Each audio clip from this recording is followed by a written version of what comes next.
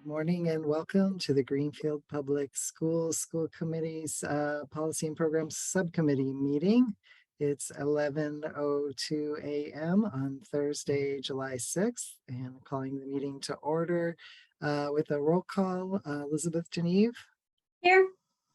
Amy Proietti, Here. and I, Glenn Johnson-Musad, am here as well. So it looks like we don't have anyone here to share an announcement with about recording the meeting. I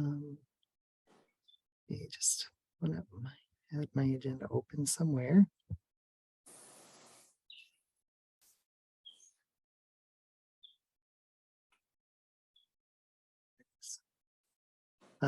And no public seems to be here for public comment, so I'll move into approval of minutes from the May 4th, 2023 meeting.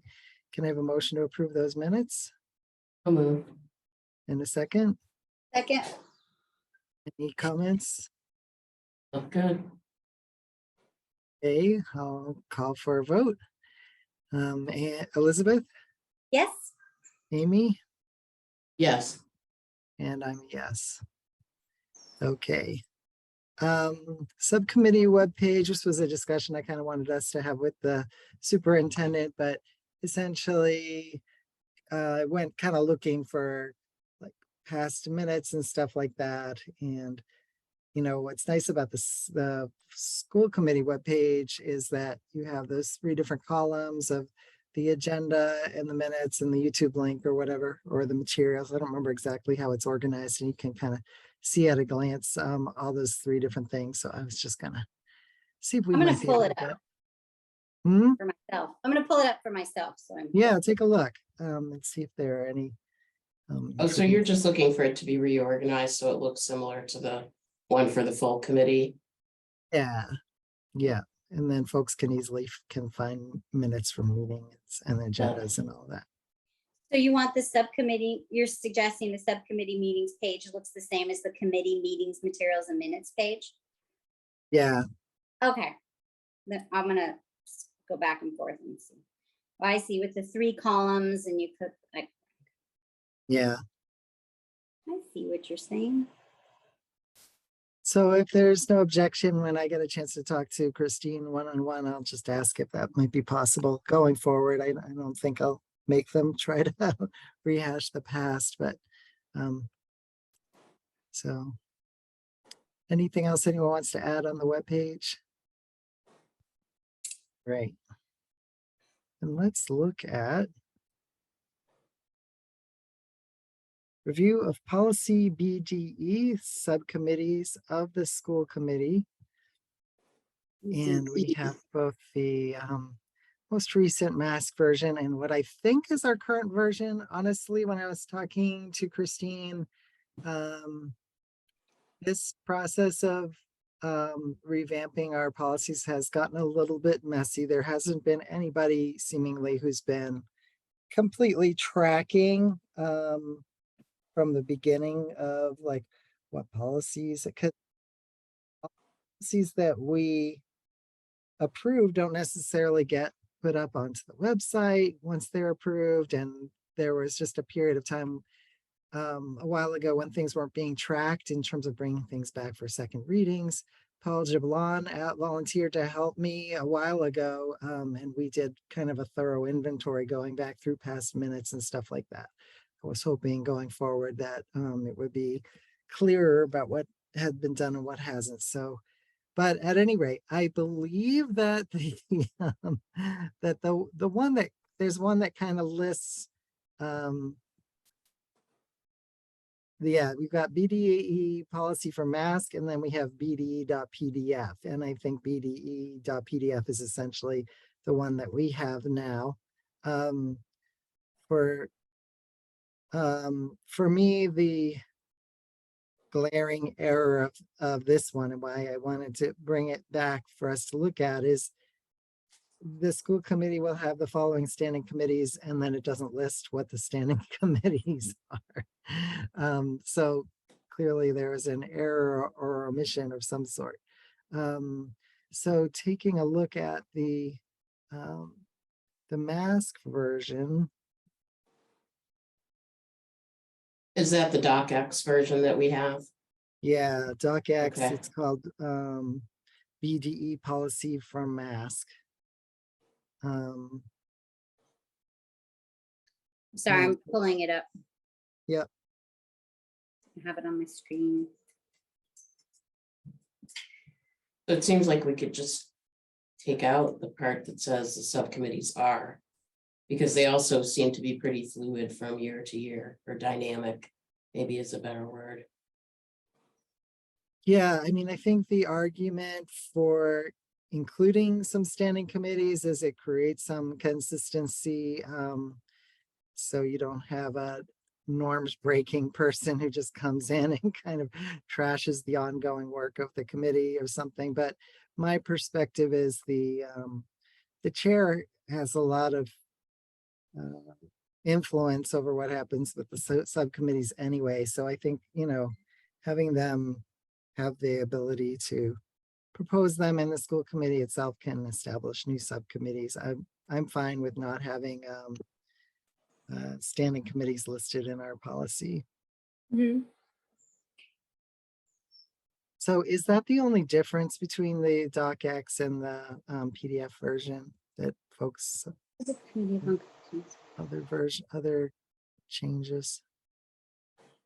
There's a couple of differences. So if we're going to look at this policy, I would also want to talk about what our policy says that we have not ever in my time on the school committee allowed the chair to do, which is be an ex officio member of all the subcommittees. And our lawyer doesn't want us doing that either. Our legal counsel has said that, so this, I'm looking at our current BDE, that's the PDF, number 5. The committee chairperson and superintendent will be ex officio members of all special subcommittees. It is not something that our legal counsel is prepared to defend.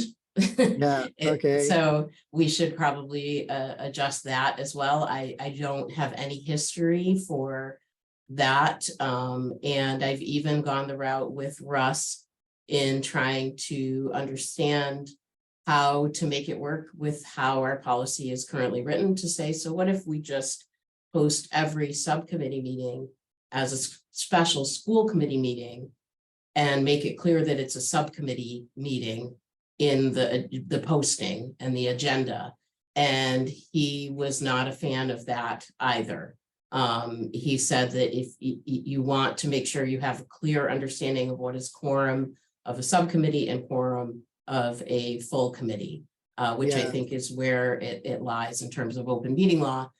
So we should probably, I think, just strike from number 5, the committee chairperson and just say the committee chairperson and to just say the superintendent will be ex officio member of all special subcommittees. Or of all subcommittees. We could recommend to the full committee that we just replace our current policy with the mask version. This isn't in here at all. Okay. Yeah, I see.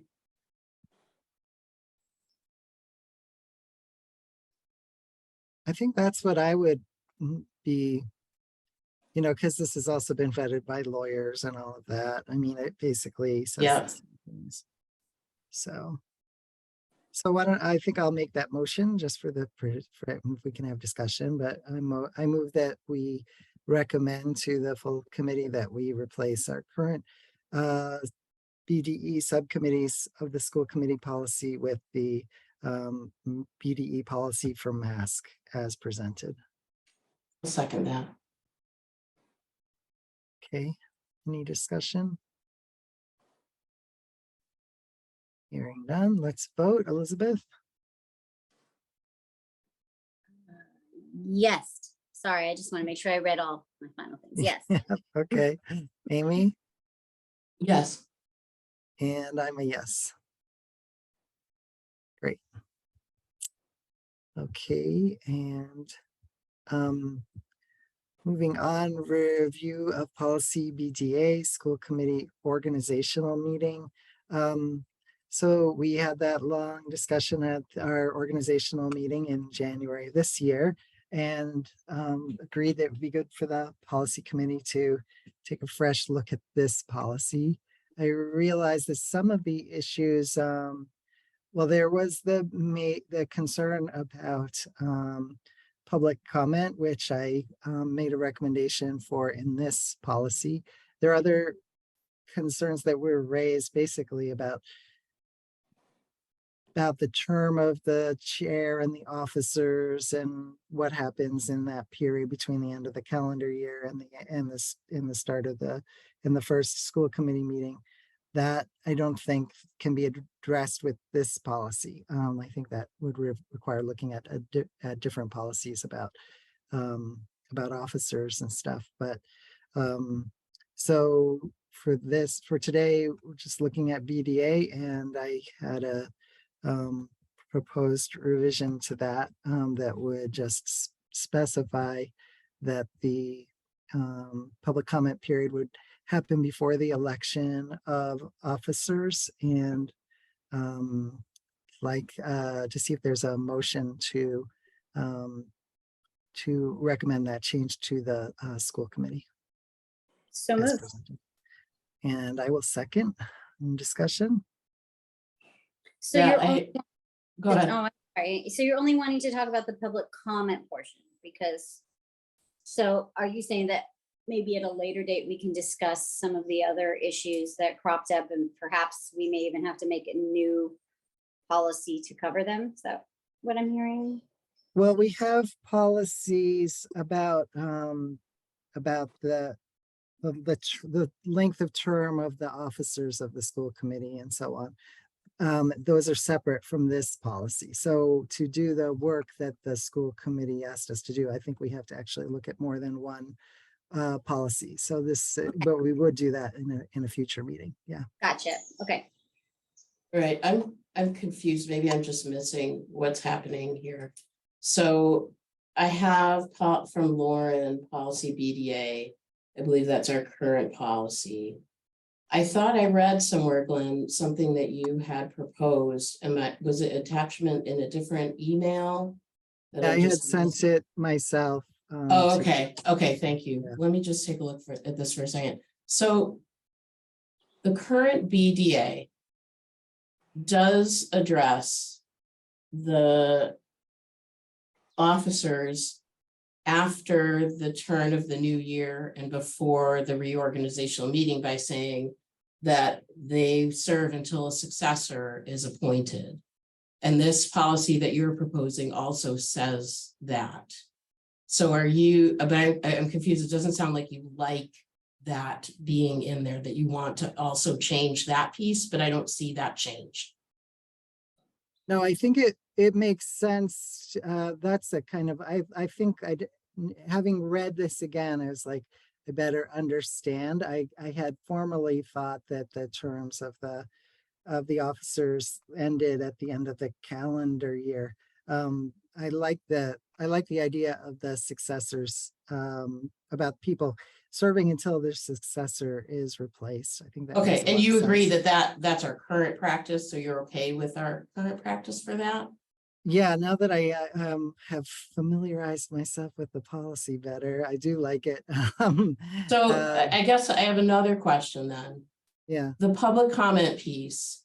Yeah. Is there precedent for this? Like city council doesn't do it. I looked at Pioneer, Northampton, Frontier, and Amherst Pelham.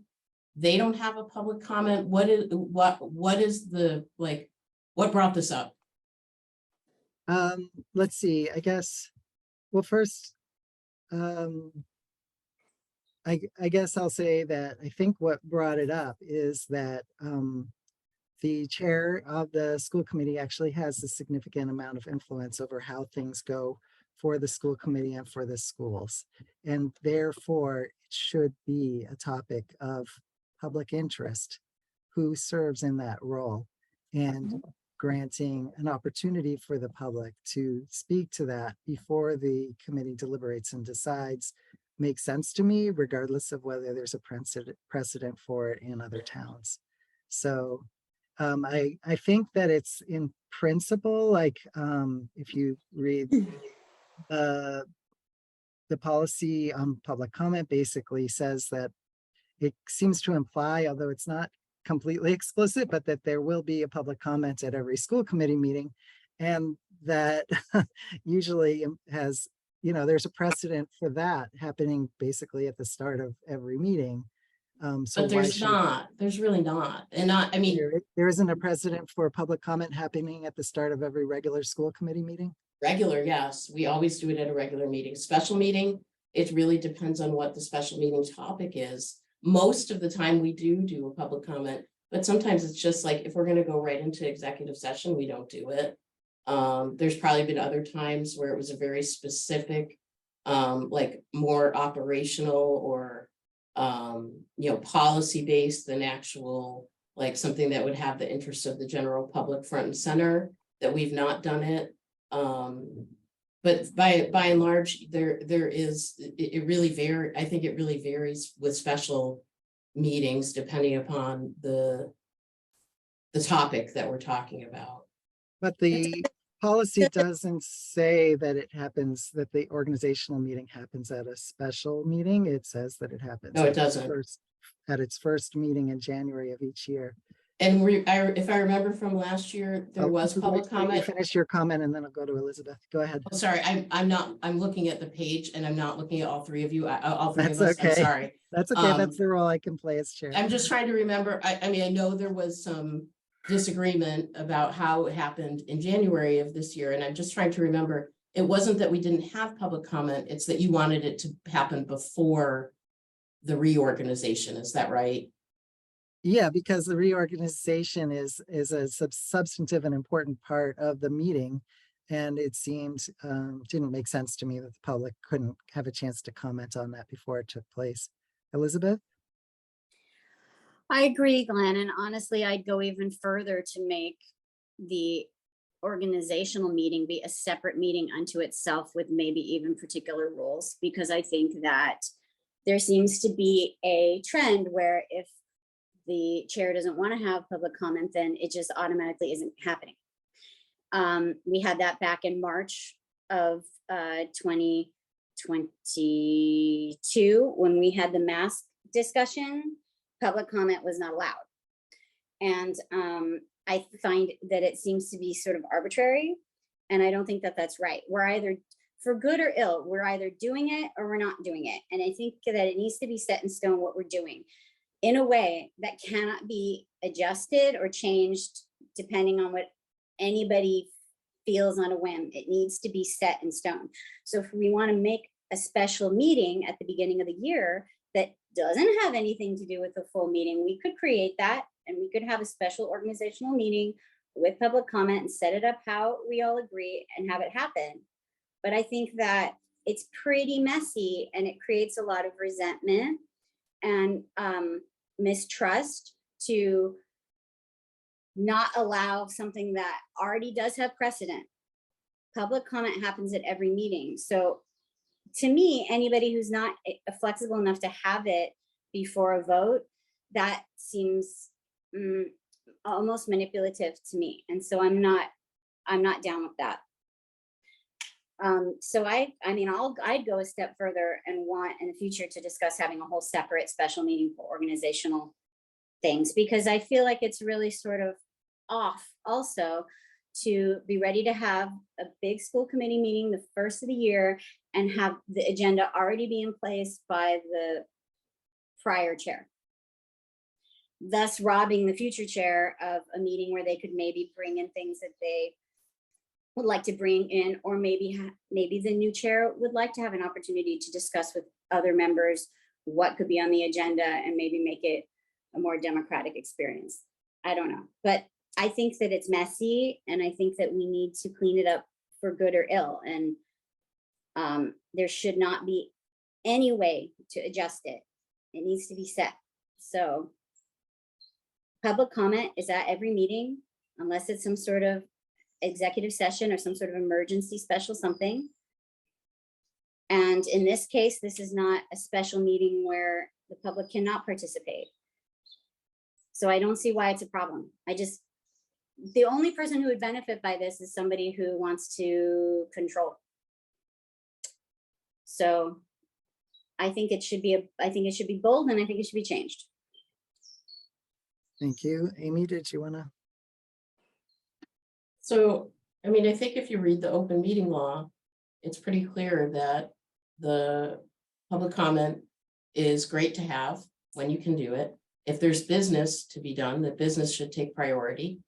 We aren't doing anything wrong if we choose not to have a public comment, or if we choose to have it after a certain section of business. City Council also does that. They do a lot of their reports before they have public comment. I think I'm not exactly sure that what Elizabeth is talking about has anything much to do with the proposed changes here. It sounds like there's an interest in doing something totally different as a reorganizational meeting and having a policy for that. So I prefer not to talk about that under this motion, at least, but talk about it differently. And you know, I don't know how to address that.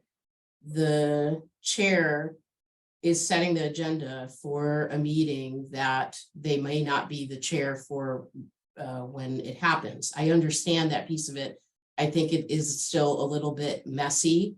I will reiterate that for the most part, the agenda is set as a template with the superintendent and chair kind of 50-50 working out what needs to be talked about.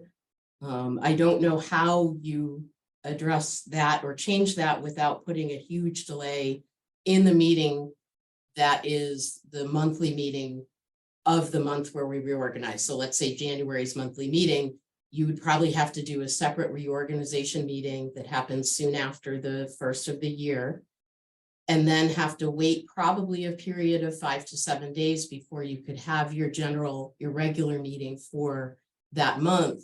If you're expecting that the chair, a newly elected chair, and perhaps a different chair would be the one helping to set the agenda. The business of the schools moves on regardless of who's chair of the school committee. And so I would want to really kind of take some different time to talk about those changes that Elizabeth is talking about.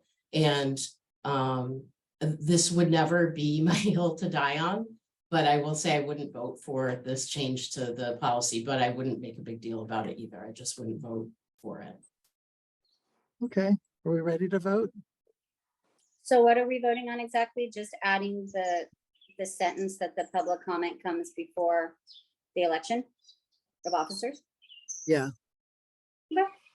To basically to recommend the policy as presented and revised to the full committee at the next school committee meeting.